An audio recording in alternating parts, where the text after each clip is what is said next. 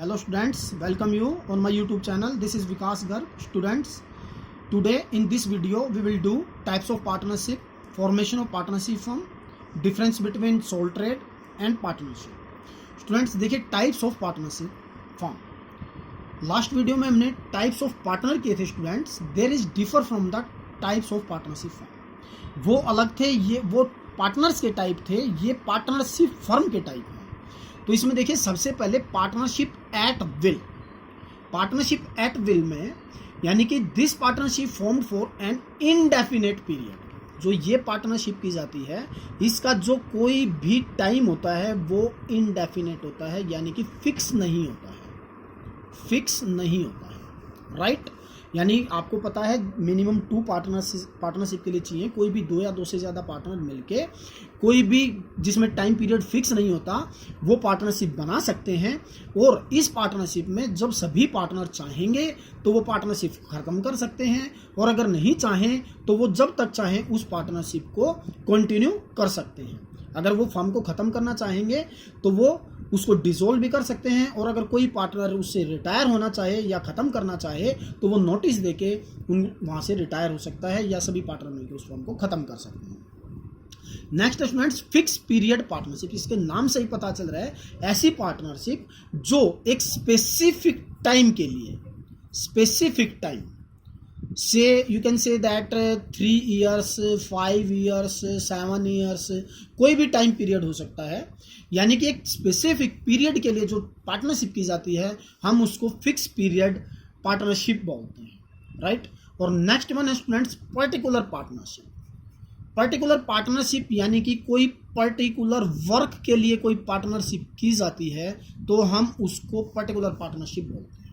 जैसे देखिए एक एग्जांपल मैं ले लेता हूं कि मान लो 2 पर्सन्स हैं, उन्होंने एक कंस्ट्रक्शन का वर्क लिया. एक ब्रिज था, जो एक ब्रिज यहां से लेके और यहां तक एक ब्रिज बनना था, ठीक है. ये 60 किलोमीटर्स का ब्रिज है.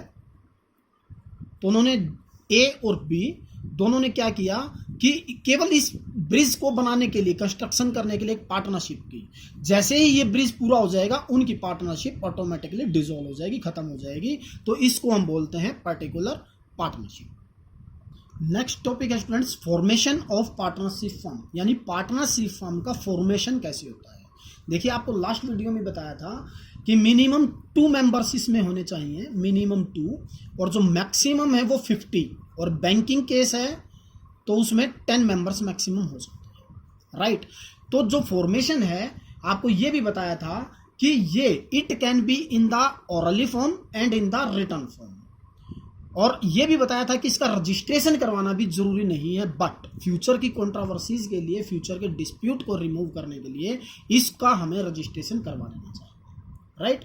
यानी to avoid dispute in the future it is always advisable to have an written agreement. हमेशा ओरल की बजाय रिटन एग्रीमेंट ही हमें करना चाहिए. फ्यूचर की जो कंट्रोवर्सीज हैं या कोई डिस्प्यूट्स हैं पार्टनर्स के बीच में, उनको रिमूव करने के लिए इसको हमेशा रिटन फॉर्म में ही बनाना चाहिए. But as per partnership act 1932 it may be in the orally form and it may be in the written form and it is not necessary to registration of the form, right. तो अगर देखिए students partnership deed होती है. Partnership deed क्या होती है? ये वो डॉक्यूमेंट होता है जिसमें सारी टर्म्स और कंडीशंस लिखी होती हैं पार्टनरशिप एग्रीमेंट की, जिसको हम पार्टनरशिप डीड बोलते हैं. यह एक स्टैम्प पेपर पर लिखी होती है जिसमें जो पार्टनर्स के बीच में कोई रूल्स हैं, कोई रेगुलेशंस हैं, टर्म कंडीशंस हैं, वो रिटन में लिखी जाती हैं. और इसमें पार्टनर्स के राइट और ड्यूटीज भी लिखी जाती हैं कि किस पार्टनर के क्या राइट्स हैं और क्या उनकी ड्यूटीज हैं, राइट. देखिए मैं कुछ साइट में बता देता हूं जो पार्टनरशिप डीड में लिखी होती हैं, कंटेंट्स होता है उनका. सबसे पहले होता है उनका नेम ऑफ फर्म, यानी कि जो फर्म है उनका नेम क्या है. उसके बाद होता है स्टूडेंट जो पार्टनर्स हैं, name and address of partners. Suppose कीजिए मान लो 3 पार्टनर्स हैं, तो ए बी एंड सी, उन तीनों के नेम, ए बी सी उनके नेम हो गए, और उनके क्या एड्रेस हैं वो इसमें मेंशन होंगे. उन्होंने XYZ नाम से एक फर्म ओपन की थी तो वो उसका नाम हो गया. इसके बाद नेचर ऑफ बिजनेस लिखा जाता है स्टूडेंट्स. नेचर ऑफ बिजनेस का मतलब होता है कि वो बिजनेस किस टाइप का बिजनेस कर रहे हैं. वो बिजनेस किस टाइप का कर रहे हैं, यानी कि उनका कौन सा बिजनेस है, गारमेंट्स का बिजनेस है या मैन्युफैक्चरिंग बिजनेस है, कौन सा बिजनेस है वो इसमें मेंशन होता है। उसके बाद जो प्लेस है बिजनेस का, उसकी जगह का नाम लिखा जाता है स्टूडेंट्स। और जो कैपिटल होती है, पार्टनर्स ने जो कैपिटल कंट्रीब्यूट की है बाय द पार्टनर्स, वो इसमें लिखी जाती हैं कि किस पार्टनर ने कितनी कैपिटल कंट्रीब्यूट की है। प्रॉफिट शेयरिंग रेशियो, यानी कि जो 3 पार्टनर हैं उनका प्रॉफिट शेयरिंग रेशियो कितना रहेगा, इक्वल रहेगा या 50%, 30%, 20%, यानी 5:3:2 की रेशियो रहेगी, वट एवर जो भी है वो लिखा जाता है। अभी मैंने आपको बताया राइट एंड ड्यूटीज भी लिखी जाती हैं इसमें, किस पार्टनर की क्या राइट है क्या ड्यूटीज हैं वो इसमें लिखी जाती हैं। Right friends, mode of maintaining accounts, जो अकाउंट्स हैं उनके क्या मोड्स हैं, वो किस टाइप से उनको अकाउंट्स को प्रिपेयर करेंगे वो लिखे जाते हैं। Rate of interest on payable on their capital, यानी कि इंटरेस्ट ऑन कैपिटल का क्या रेट है, इंटरेस्ट ऑन कैपिटल का वो लिखा जाता है। इंटरेस्ट ऑन ड्रॉइंग, जो उन्होंने ड्राइंग की है उसका इंटरेस्ट क्या है।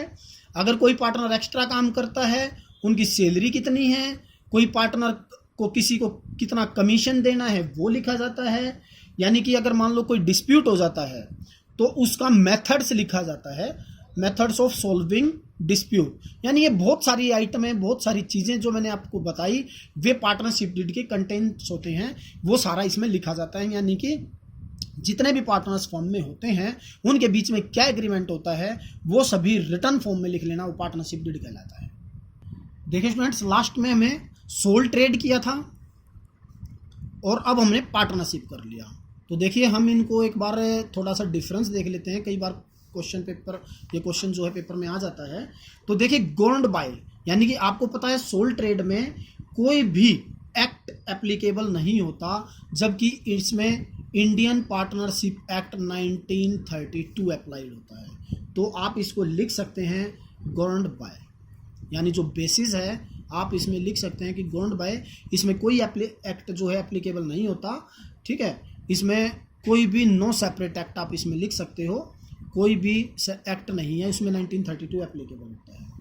अब इसमें जो पार्टनर्स हैं, नंबर ऑफ पार्टनर आपको पहले भी बताया था, सोल ट्रेड में इंडिविजुअल पर्सन होता है, यानी कि सिंगल, कोई पार्टनर इसमें नहीं होता। इसमें आपको पता है मिनिमम 2 मेंबर्स होते हैं, मैक्सिमम 50 होते हैं, और इन बैंकिंग वो मैक्सिमम 10 होते हैं। राइट, और जो इसमें बेसिस ऑफ फॉर्मेशन है, यानी जो फॉर्मेशन है इसमें बेसिस ऑफ फॉर्मेशन, इसमें कोई एग्रीमेंट नहीं होता किसी के साथ, क्योंकि इंडिविजुअल पर्सन होता है ये।